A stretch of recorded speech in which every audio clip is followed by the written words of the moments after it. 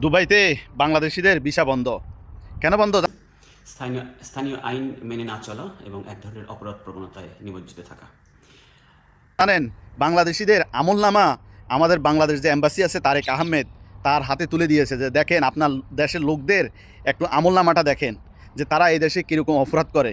তো তারা সাফ জানিয়ে দিয়েছে যদি এই আমলনামার মধ্যে যদি আপনার যদি অপরাধের হার যদি নিম্ন মানে কমে আসে তাহলে ভিসা চালু করে দেওয়ার সম্ভাবনা আছে।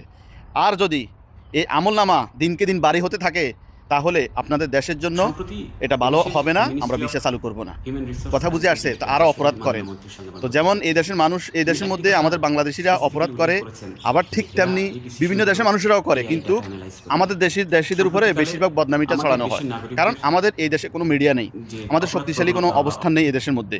তো এই কারণেই আমরা সব দিক থেকে দুর্বল। এর মধ্যে যদি আমরা অপরাধ করি তাহলে আমাদেরকে কি সাপোর্ট করবে ইউএই সরকার? কখনোই সাপোর্ট করবে না।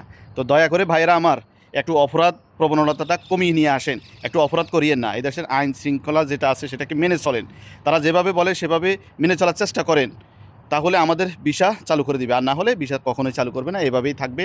ট্রান্সফার ভিসা বলেন, ডাইরেক্ট ভিসা বলেন, সব ভিসা বন্ধ থাকবে।